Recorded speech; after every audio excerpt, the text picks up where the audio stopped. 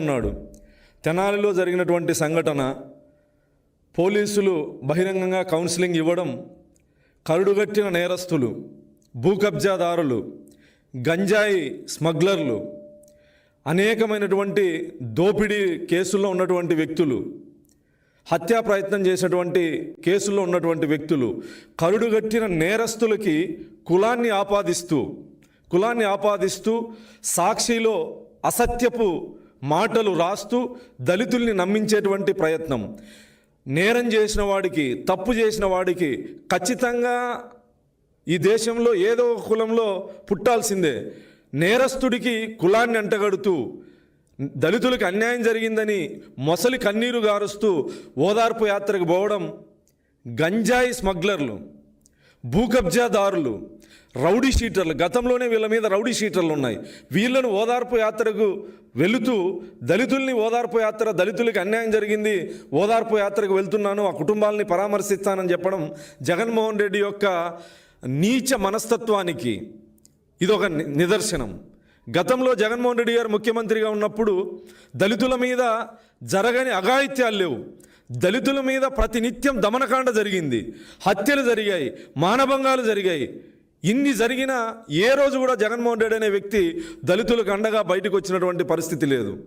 ఇతని పార్టీలో ఎమ్మెల్సీగా ఉన్నటువంటి అనంతబాబు అనే వ్యక్తి దళితుడిని చంపి డోర్ డెలివరీ చేసి ఆ ఇంటికి శవాన్ని అప్పగించి మీరు కేసు పెడితే మీ రెండో కొడుకును కూడా చంపుతామని బెదిరించినటువంటి అనంతబాబుని కనీసం పార్టీ నుంచి సస్పెండ్ చేయకపోగా, ఎమ్మెల్సీ పదవి నుంచి బర్తరాఫ్ చేయకపోగా ఆ దళిత కుటుంబాన్ని ఈ రోజుకి పరామర్శించినటువంటి సందర్భం లేదు. కనీసం ముఖ్యమంత్రిగా ఫోన్లో కూడా ఆ కుటుంబాన్ని పరామర్శించలే. ఒకటి కాదు, రెండు కాదు, 5 సంవత్సరాల్లో అనేక ఉదాహరణలు ఉన్నాయి. సొంత నియోజకవర్గంలో ఒక దళిత మహిళ మీద అతి కిరాతకంగా అత్యాచారం చేసి హత్య చేస్తే, సొంత నియోజకవర్గం పులివెందల అతని నివాసానికి దాదాపు 7-8 కిలోమీటర్లు, ఆ కుటుంబాన్ని కనీసం స్థానిక ఎమ్మెల్యేగా, బాధ్యత కలిగినటువంటి ముఖ్యమంత్రిగా ఆ కుటుంబాన్ని కనీసం ఫోన్లో కూడా పరామర్శించలే. అతని సొంత జిల్లాలోనే డాక్టర్ అచ్చన్న అనే వ్యక్తిని, జిల్లా స్థాయి అధికారిని కిడ్నాప్ చేసి అతి కిరాతకంగా చంపి మాంసపు ముద్దల్ని పోస్ట్మార్టం తర్వాత మాంసపు ముద్దల్ని ఆ కుటుంబానికి అప్పగిస్తే, జిల్లా స్థాయి దళిత అధికారిని చంపేస్తే అతి కిరాతకంగా కనీసం ఆ కుటుంబాన్ని పరామర్శించని నువ్వు డాక్టర్ సుధాకర్ గారు చేసిన తప్పేంటి? నీ ప్రభుత్వంలో మాస్క్ అడిగిన పాపానికి విశాఖపట్నం నడి రోడ్ల మీద పోలీసులతో ప్రపంచం మొత్తం చూస్తూ ఉండగా అతని షర్ట్ ఇప్పి రోడ్డు మీద పిచ్చోడిలా పడుకోబెట్టి దాడి చేసి పిచ్చోడనే ముద్ర వేసి అతని మరణానికి కారణమైతే కనీసం ఆ కుటుంబాన్ని పరామర్శించినటువంటి దాఖలాలు ఉన్నాయా? ఇదే చీరాలలో కిరణ్ అనే దళితుడు మాస్క్ పెట్టుకోలేదని పోలీసులు కొట్టి చంపారు. పోలీసులు కొట్టి చంపితే కనీసం ఆ కుటుంబాన్ని పరామర్శించాలా? ఓం ప్రతాప్ అనే దళితుడు సోషల్ మీడియా వేదికగా మద్యం మాఫియాని ఎండగడితే అతను మాట్లాడిన మరుసటి రోజు శవమై తేలాడు. ఇప్పటికీ మిస్టరీ ఆ మర్డర్. పరామర్శించావా ఏ రోజైనా? ఈరోజు కరుడుగట్టిన నేరస్తులు, భూ కబ్జాదారులు, రౌడీ షీటర్లు, హత్యా ప్రయత్నం అనేకమైనటువంటి కేసులు ఉన్నాయి. ఒక్కొక్కరి మీద 9 కేసులు ఉన్నాయి. ఇలాంటి కరుడుగట్టిన నేరస్తుల్ని పరామర్శించేకి వెళ్తూ మీరొక క్రిమినల్,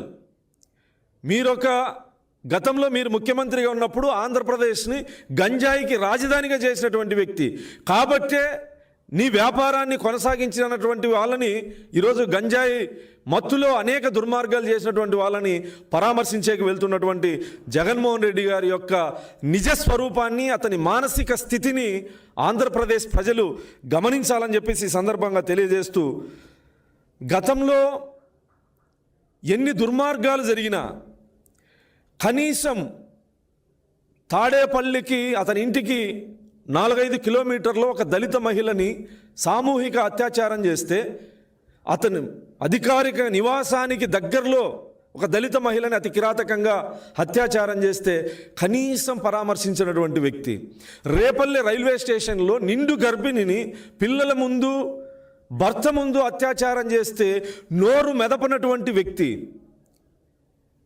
ఈరోజు కేవలం తెలుగుదేశం పార్టీకో లేదా ప్రభుత్వానికో దళితుల్ని దూరం చేయాలన్నటువంటి కుట్రతో తప్పు చేసిన వాడికి కులాన్ని ఎందుకు చూస్తారు? తప్పు చేసిన వాడిని శిక్షించడం తప్ప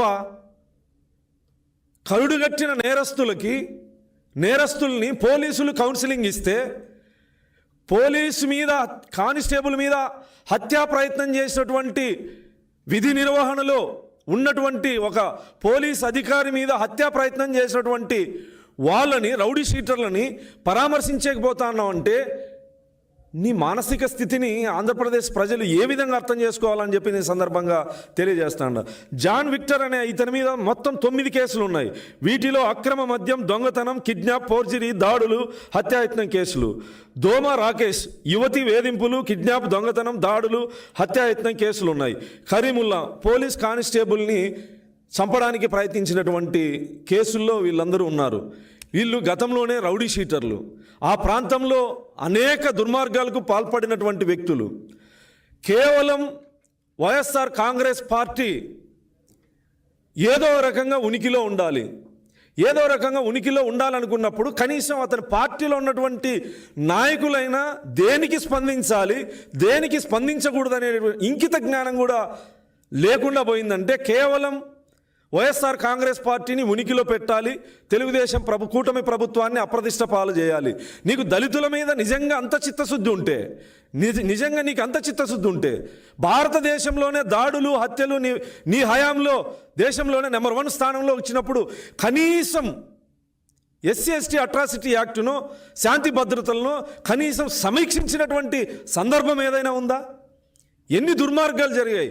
1, 2, 3? ఎంతమంది దళితుల్ని జైలు పాలు చేశావు? ఎంతమందిని హత్య చేశావు?